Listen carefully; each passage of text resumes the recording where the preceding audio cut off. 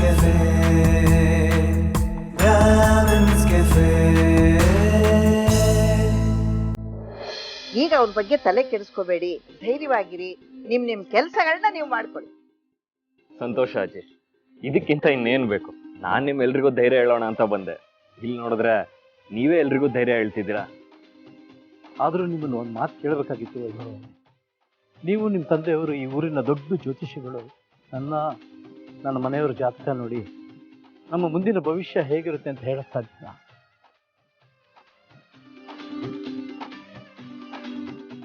Uncle, ನಿಮಗೆ ಗೊತ್ತಿಲ್ಲದಿರೋದು ಏನೂ ಇಲ್ಲ. ಕರ್ಮಣ್ಯೆ ವಾದಿಕಾರಸ್ತೆ ಮಾಪಲೇಶು ಕದಾಚನ ಅಂತ ಶ್ರೀಕೃಷ್ಣ ಹೇಳ್ತಾನೆ. ಅಂದ್ರೆ ನಿಮ್ಮ ಕೆಲಸನ ನೀವೇ ಮಾಡಿ, ಫಲಗಳನ್ನ ನನಗೆ ಬಿಡಿ ಅಂತ ಹೇಳ್ತಾರೆ. ನಾವು ನಮ್ಮ ಕೆಲಸನ ಮಾಡೋಣ, ಫಲಗಳನ್ನ ಅವನಿಗೆ ಬಿಟ್ಬಿಡೋಣ. ನಮ್ಮ ಸಂಚಿತ ಪಾಪ ಕರ್ಮಗಳು ಏನೇನಿದೆಯೋ ಅದು ಏನೇನು ಆಗಬೇಕು ಅಂತಿರುತ್ತೋ ಅದನ್ನ ಬದಲಾಯಿಸೋಕ್ಕೆ ಯಾರ ಕೈಯಿಂದನೂ ಸಾಧ್ಯ ಇಲ್ಲ. ಈಗ ನಮಗಿಲ್ಲಿರೋದು ಕರ್ಮ ಮಾರ್ಗ ಮಾತ್ರ. ಅದನ್ನೇ ಪರಿಶುದ್ಧವಾಗಿ ಮಾಡೋಣ, ಒಳ್ಳೇದಾಗುತ್ತೆ ಅಂತ ಅನ್ಕೊಳ್ಳೋಣ. ಸರಳವಾಗಿ ಹೇಳೋದಾದ್ರೆ, ಕತ್ಲಲ್ಲಿದ್ದಾಗ ನಾವು ಎಷ್ಟೇ ದಾರಿ ಹುಡುಕಿದ್ರೂ ಕಾಣಿಸೋದಿಲ್ಲ. ಬೆಳಕು ಬರಬೇಕು, ಅಲ್ಲಿವರೆಗೂ ನಾವೆಲ್ಲರೂ ಕಾಯಬೇಕು. ಇದಕ್ಕಿಂತ ಹೆಚ್ಚಾಗಿ ನಾನು ಇನ್ನೇನು ಹೇಳೋದಿಕ್ಕಾಗೋದಿಲ್ಲ. ನಡೆದಿದ್ದ ಕಹಿ ಎಲ್ಲ ಮರೆತು ಮುಂದೆ ಒಳ್ಳೆ ಕೆಲಸ ಮಾಡೋ ಪ್ರಯತ್ನ ಮಾಡ್ತೀವಿ. ಮುಂದೆಂದು ವೆಂಕಟೇಶ್ವರ ಇಚ್ಛೆ. ಅಯ್ಯೋ, ವೆಂಕಟೇಶ್ವರ ಸ್ವಾಮಿ ಅಂದಾಗ ನೆನಪಾಯ್ತು. ನಾನು ಬಂದು ವಿಚಾರನೇ ಮರ್ತುಬಿಟ್ಟೆ. ವೆಂಕಟೇಶ್ವರ ಸ್ವಾಮಿ ದೇವಸ್ಥಾನದಲ್ಲಿ ಪೂಜಾ ಪ್ರಸಾದಕ್ಕೆ ಟೆಂಡರ್ ಕರೆದಿದ್ದಾರೆ. ದಿನದ 3 ಹೊತ್ತು ಏನೇನು ಮಾಡಬೇಕು, ಎಷ್ಟೆಷ್ಟು ಮಾಡಬೇಕು ಅಂತ ಅವರೇ ಹೇಳ್ತಾರೆ. ಇದರಲ್ಲಿ ಅವ್ರ ರೂಲ್ಸ್ಗಳಿದೆ, ಡೀಟೇಲ್ಸ್ ಇರೋ ಫಾರ್ಮ್ ಕೂಡ ತಂದಿದ್ದೀನಿ. ನೀವು ಟೆಂಡರ್ಗೆ ಬ್ರಾಹ್ಮಿನ್ಸ್ ಕೆಫೆ ಕಡೆಯಿಂದ ಅಪ್ಲೈ ಮಾಡಿದ್ರೆ ಒಳ್ಳೇದು ಅಂತ ನನ್ಗನ್ನಿಸ್ತಾ ಇದೆ. ವೈಭವ್, ಇದು ತುಂಬ ದೊಡ್ಡ ಜವಾಬ್ದಾರಿ ಕೆಲಸನಪ್ಪ. ಇದನ್ನ ತುಂಬ ಮಡಿಯಿಂದ ಮಾಡಬೇಕು, ಶ್ರದ್ಧೆ ಭಕ್ತಿಯಿಂದ ಮಾಡಬೇಕು. ಬರೀ ಅಷ್ಟೇ ಅಲ್ಲ ಅಂಕಲ್, ಅಚ್ಚುಕಟ್ಟಾಗಿ ರುಚಿಕಟ್ಟಾಗೂ ಮಾಡಬೇಕು. ಇದೆಲ್ಲ ನಮ್ಮಿಂದ ಸಾಧ್ಯ ಏನಪ್ಪ? ಪ್ರಯತ್ನನೇ ಮಾಡದೆ ನಮ್ಮೇಲೆ ನಾವೇ ಅನುಮಾನ ಇಟ್ಕೊಂಡ್ರೆ ಹೇಗೆ? ವೈಭವ್, ನನ್ಗೆ ನೀವ್ ಹೇಳ್ತಿರೋದು ಇಷ್ಟ ಆಯ್ತು. ಅಂಕಲ್ ಹತ್ರ ನಾನು ಮಾತಾಡ್ತೀನಿ. ಖಂಡಿತ ನಾವು ಈ ಟೆಂಡರ್ಗೆ ಅಪ್ಲೈ ಮಾಡೋಣ, ಪ್ರಯತ್ನ ಮಾಡೋಣ. Thank you Vaibhav. ಸರಿ ತಗೊಳ್ಳಿ, ಎಲ್ಲ ಒಳ್ಳೇದಾಗ್ಲಿ. ಸರಿ, ಹಾಗಾದ್ರೆ ನಾನಿನ್ ಬರ್ತೀನಿ.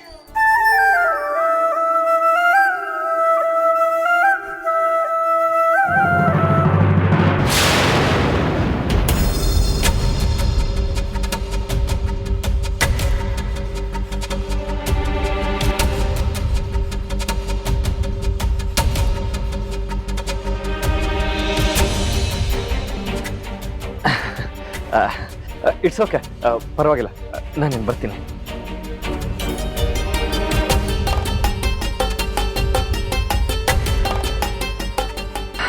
ವೈಭವ್, ನನ್ನ ಜೊತೆ ಬನ್ನಿ. ಯಾಕೆ? ನೀವೀಗೆ ಅರ್ಧೋಗಿರೋ ಶರ್ಟ್ ಹಾಕೊಂಡು ಹೋಗೋದು ನನಗೆ ಇಷ್ಟ ಇಲ್ಲ. ಬನ್ನಿ. ಅಯ್ಯೋ ಪರವಾಗಿಲ್ಲ, ಇದ್ರಲ್ಲೇನಿದೆ, ನಾನು ಬೇಗ ಮನೆಗೆ ಹೋಗ್ಬಿಡ್ತೀನಿ. ಪ್ಲೀಸ್ ಬನ್ನಿ. ಅಲ್ಲ ಕೇಳಿ. ಬನ್ನಿ ವೈಭವ್. ಅಲ್ಲ ಕರುಣ, ನನ್ನ ಮಾತು ಕೇಳು ಪ್ಲೀಸ್. ನೀವಿಲ್ಲೇ ಇರಿ, ನಾನು ಬರ್ತೀನಿ. ವೈಭವ್, ಈಗ ಕುಡಿಯೋದಕ್ಕೆ ಏನು ತಗೋತೀರಿ? ಕಾಫಿ, ಟೀ, ಬಾದಾಮಿ ಹಾಲು? ಇಲ್ಲ ಏನು ಬೇಡ, ಪರವಾಗಿಲ್ಲ. ಏನಮ್ಮ ನೀನು ಬಂದವ್ರಿಗೆ ಕಾಫಿ, ಟೀ, ಬಾದಾಮಿ ಹಾಲು ಏನಾದ್ರು ತರೋದ್ಬಿಟ್ಟು ನಾನು ಶರ್ಟ್ ಹಿಡ್ಕೊಂಡ್ ಬಂದಿದ್ಯಲ್ಲ? ಅಪ್ಪ, ನೀವು ಸುಮ್ಮನೆ ಇರಿ. ತಗೊಳ್ಳಿ, ಇದನ್ನ ಹಾಕೊಳ್ಳಿ. ಅಯ್ಯೋ, ಇದು ನಿಮ್ಮ ತಂದೆ ಶರ್ಟು, ನಾನು ಹೇಗೆ ಹಾಕೋಗ್ಲಿ? ಕರ್ಣ, ನಾನು ಅದನ್ನ ಹೇಳ್ತೀನಮ್ಮ, ನಾವೆಲ್ಲಿ ಅವರೆಲ್ಲಿ. ಅಲ್ಲಮ್ಮ, ನನ್ನ ಶರ್ಟನ್ನ ಅವ್ರು ಹಾಕೊಳ್ಳೋದು ಅಂದ್ರೆ ಏನಮ್ಮ ಅದು? ಇಂಥವ್ರು ನಮ್ಮನೆಗೆ ಕಾಲಿಟ್ಟಿರೋದೇ ದೊಡ್ಡ ವಿಷಯ. ಅಂಥದ್ರಲ್ಲಿ ನಾವು ತೊಟ್ಟ ಬಟ್ಟೆನ ಅವ್ರು ಕೊಡೋದಕ್ಕಾಗತ್ತಾ? ಬೇಡಮ್ಮ. ಯಾಕೆ ಹಾಕೋಬಾರ್ದು? ಅದ್ರಲ್ಲೇನು ತಪ್ಪಿದೆ? ಅದೇನು ದೊಡ್ಡ ಅಪರಾಧನಾ? ಎಷ್ಟು ಚೆನ್ನಾಗಿ ಒಗೆದು ಇಸ್ತ್ರಿ ಮಾಡಿ ಇಟ್ಟಿದ್ದೀರಾ. ನಾನು ಯಾಕೆ ಇದನ್ನು ಹಾಕೋಬಾರ್ದು? ಕೊಡ್ಕೊಳ.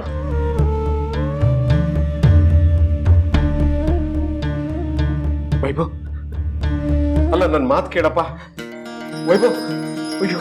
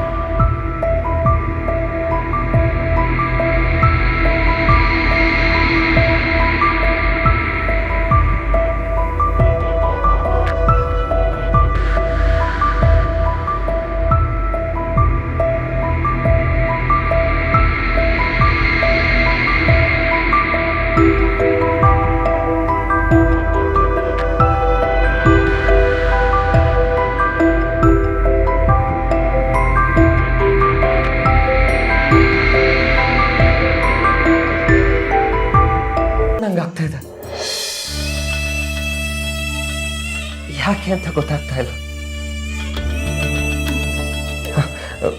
ನನಗೆ. ನಾನು ಈಗಲೇ ನಮ್ಮ ಅಪ್ಪನ ನೋಡಬೇಕು ಅಂತ ಅನ್ನಿಸ್ತಾ ಇದೆ. ನಾನೇನು ಹೊರಡ್ತೀನಿ. Thank you so much. ಕೊಡಲ್ಲ. ಈ ಶರ್ಟ್ನ ತಗೊಬಂದು ಕೊಟ್ಟು ನಿಮ್ಮ ಶರ್ಟ್ನ ತಗೊಂಡೋಗಿ. ಅಲ್ಲ ಅದು ಅಷ್ಟರಲ್ಲಿ ನಾನು ಇದನ್ನ ರೆಡಿ ಮಾಡಿಸಿರ್ತೀನಿ. ಅಲ್ಲ, ನಿಮಗೆ ಯಾಕೆ ತೊಂದರೆ? ಕೊಡೋದನ್ನ. ಕೊಡಲ್ಲ.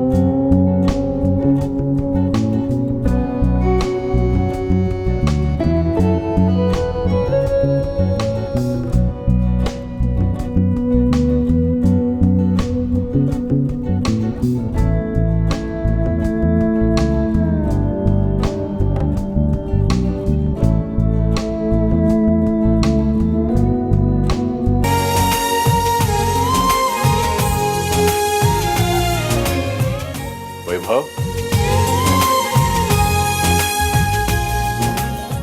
ಎಲ್ಲಿ ಹೋಗಿದ್ದೆ? ಏನ್ ನಡೆಸ್ತಾ ಇದೀಯಾ?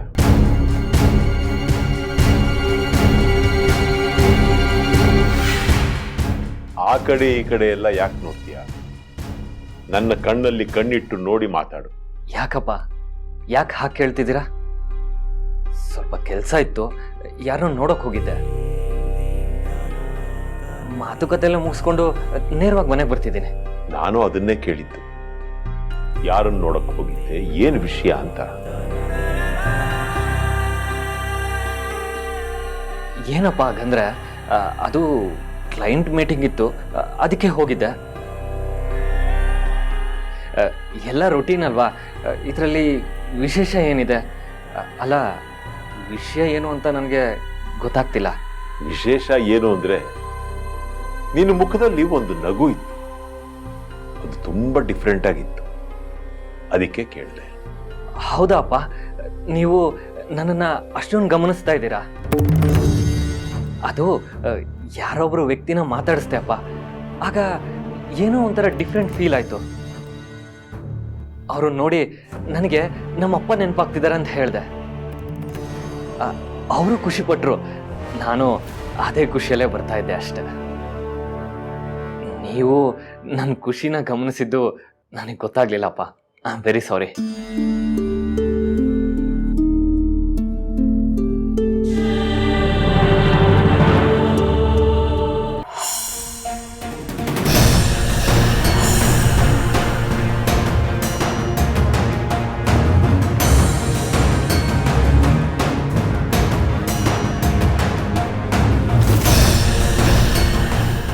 ಎಕ್ಸ್ಕ್ಯೂಸ್ ಮೀ, ನನ್ನನ್ನು ಇಂಥ ಒಂದು ಜಾಗದಲ್ಲಿ ಇಷ್ಟು ಗುಟ್ಟಾಗಿ ಭೇಟಿ ಮಾಡೋದಕ್ಕೆ ಹೇಳಿದ್ರಲ್ವಾ? ಏನು ವಿಷಯ? ನಿಮ್ಮನೆಲ್ಲಾದರೂ ಮಾತಾಡ್ಬೋದಿತ್ತಲ್ವಾ? ನಿಮ್ಮನೆಯವರು ನಡೆಸ್ತಿರೋ hotel, I mean ನಮ್ಮನೇಲೆ ಮಾತಾಡ್ಬೋದಿತ್ತಲ್ವಾ?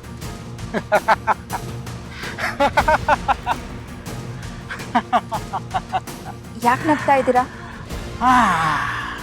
ಕನ್ಗ್ರಾಟ್ಸ್ miss Karna, ನೀವು ನನ್ನನ್ನು ಸೋಲಿಸ್ಬಿಟ್ರಿ. ಯಾಕೆ ಹೇಗೆ ಹೇಳ್ತಿದ್ದೀರಾ? ಅರ್ಥ ಆಗ್ತಿಲ್ಲ. ಅರ್ಥ ಆಗಲಿಲ್ವಾ? ನಿಮಗಿದು ಅರ್ಥ ಆಗದೆ ಇರೋಷ್ಟು ನೀವು ಮುಗ್ಧರಲ್ಲ. ಸುಲಭವಾಗಿ ಸರೆಂಡರ್ ಆಗೋ ಸಿಂಪಲ್ ಹುಡುಗಿನೂ ಅಲ್ಲ ನೀವು. ನೀವೇನು ಮಾಡ್ತಾ ಇದ್ದೀರಾ ಅಂತ ನಿಮಗೆ ಗೊತ್ತಿದೆ, ಮುಂದೆ ಏನಾಗುತ್ತೆ ಅಂತನೂ ನಿಮಗೆ ಚೆನ್ನಾಗಿ ಗೊತ್ತಿದೆ. ಆದರೂ ತುಂಬ ಇನ್ನೋಸೆಂಟ್ ಥರ ಮಾತಾಡ್ತಾ ಇದ್ದೀರಾ.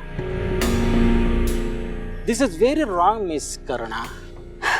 ಮಿಸ್ಟರ್ ಶ್ರೇಯಸ್, ನೀವು ಏನು ಹೇಳಬೇಕು ಅಂತ ಇದ್ದೀರೋ ಅದನ್ನು ನೇರವಾಗಿ ಹೇಳಿ. ಕರೆಕ್ಟ್. ಏನೇ ಇದ್ರೋ ಡೈರೆಕ್ಟ್. ಯಾರ ಹತ್ರ ಮಾತಾಡಿದ್ರು ನೇರವಾಗಿ ಗುಂಡೊಡೆಯೋ ಥರ ಮಾತಾಡ್ತೀರಾ ಮಿಸ್ ಕರ್ಣ. ಆದರೆ ನಿಮ್ಮಿಂದ ಗುಂಡೊಡಿಸ್ಕೊಂಡು ನರಳಾಡ್ತಿರೋ ಸಂಕಟ ನಿಮಗೆ ಗೊತ್ತಾ ಮಿಸ್ ಕರ್ಣ? ಶ್ರೇಯಸ್, ನನಗೆ ಒಂದು ಸತ್ಯ ಅರ್ಥ ಆಗ್ತಾ ಇದೆ. ನೀವು ನನ್ನನ್ನು ಬೈಯೋದಕ್ಕೆ ಕರೆದಿಲ್ಲ, ಏನೋ ಎಚ್ಚರಿಕೆ ಕೊಡೋದಕ್ಕೆ ಕರೆದಿದ್ದೀರಾ ಅಂತ. ಕರೆಕ್ಟ್. ಇದು ನಿಮ್ಮ ಬುದ್ಧಿವಂತಿಕೆ ಅಂದರೆ. ನಾನು ಎಚ್ಚರಿಕೆ ಕೊಡೋದಕ್ಕೆ ಕರೆದಿದ್ದೀನಿ ಮಿಸ್ ಕರ್ಣ. ನೀವು ನನ್ನ ಜೀವನನ ಹಾಳು ಮಾಡಿದ್ದೀರಾ, ನನ್ನ ಕನಸುಗಳಿಗೆ ಕೊಳ್ಳಿ ಇಟ್ಟಿದ್ದೀರಾ. ಇದಕ್ಕೆ ತಕ್ಕ ಬೆಲೆ ಕಟ್ಟಬೇಕಾಗುತ್ತೆ. ಸೊ ಈಗ ನನಗೆ ಒಂದು ಹೊಸ ಶತ್ರು ಹುಟ್ಕೊಂಡಿದ್ದಾರೆ. ಎಸ್ ಎಸ್, ಇದೇ ಸರಿ. ನಾನು ನಿನ್ನ ಶತ್ರು. ನೀನು ನನ್ನ ಜೀವನನ ಹಾಳು ಮಾಡಿದ್ಯಾ, ಹಾಗೆ ನಾನು ನಿನ್ನ ಜೀವನನ ಹಾಳು ಮಾಡೋದಕ್ಕೆ ಪ್ರಯತ್ನ ಪಡ್ತಾನೆ ಇರ್ತೀನಿ. ಇವತ್ತು ನೀನು ಗೆದ್ದಿರ್ಬೋದು, ನಾನು ಸೋತಿರ್ಬೋದು. ಇಲ್ಲಿಗೆ ಮುಗ್ದಿಲ್ಲ, ಯುದ್ಧ ಜಾರಿನಲ್ಲಿದೆ. ಯಾವತ್ತಾದ್ರೂ ಒಂದಿನ ನಿನಗೆ ಸೋಲು ಕಾದಿದೆ.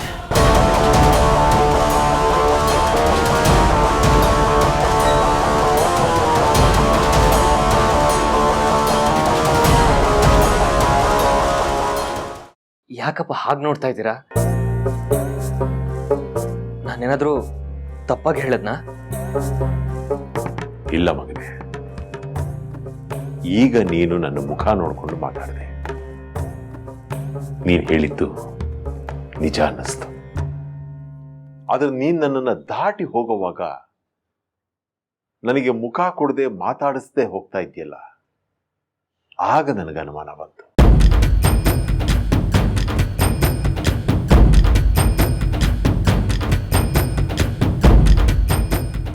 ಏನಿದು? ಬೆಳಿಗ್ಗೆ ಹೋಗುವಾಗ ಒಂದು ಶರ್ಟ್ ಹಾಕೊಂಡಿದ್ದೆ, ಈಗ ಈ ಶರ್ಟ್ ಹಾಕೊಂಡಿದ್ಯಾ? ಏನ್ ಸಮಾಚಾರ?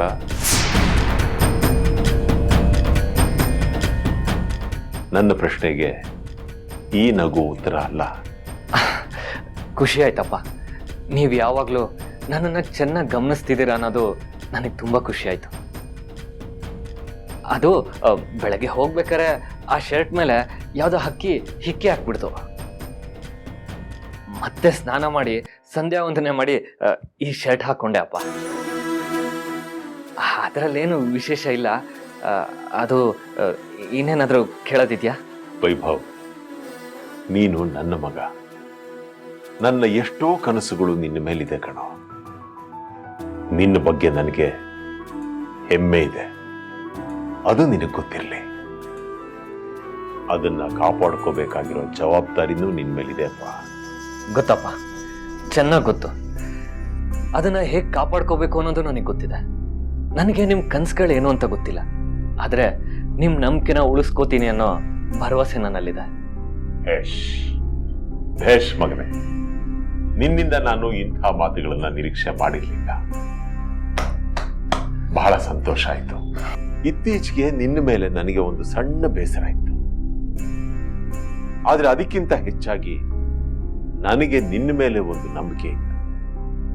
ನೀನು ನನ್ನ ಮಗ ಅನ್ನೋ ಹೆಮ್ಮೆ ಇತ್ತು. ಹಾಗಾಗಿ ಆ ಬೇಸರ ಎಲ್ಲ ಕರಗೋಗತ್ತೆ ಕಣೋ. ಗೊತ್ತಿದೆ ಅಪ್ಪ, ನನಗೆ ನಿಮ್ಮ ಮನಸ್ಸಿಗೆ ಇಷ್ಟ ಆಗದೆ ಇರೋ ಯಾವ ಕೆಲಸನೂ ಮಾಡೋದಕ್ಕೆ ಇಷ್ಟ ಆಗೋದಿಲ್ಲ. ಆದರೆ ನೀವು ಕಲಿಸಿರೋ ಕೆಲವು ಸಂಸ್ಕಾರ ಕೆಲವೊಂದ್ಸಲಿ ನನ್ನ ಕೈ ಕಟ್ಟಾಕ್ಬಿಡುತ್ತೆ. ಗೊತ್ತು ಮಗನೇ, ಅದರ ಬಗ್ಗೆ ಎಲ್ಲ ಯಾಕೆ ಈಗ ಮಾತು? ಹೋಗು, ನಿಮ್ಮಮ್ಮ ಏನು ಮಾಡ್ತಿದ್ದಾಳೆ ಅಂತ ನೋಡ್ ಹೋಗು. ಸರಿಯಪ್ಪ.